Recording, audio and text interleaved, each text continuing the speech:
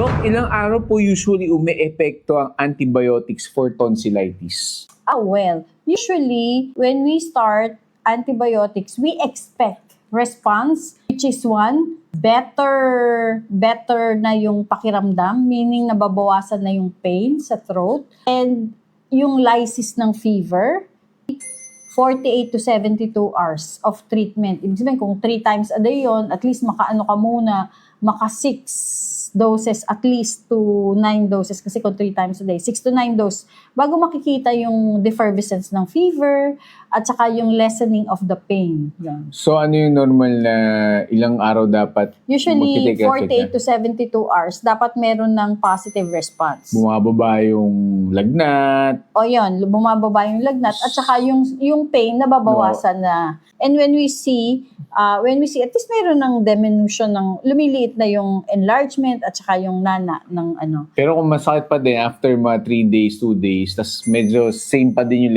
hindi Kung bumababa yung hindi lagnat. nawawala yung lagnat, beyond 72 hours of treatment, like for example, naka 9 capsules ka na at hindi pa rin nawawala yung pain, ang taas-taas pa rin ang lagnat mo, walang improvement clinically, go back to your doctor. Baka kailangang Change.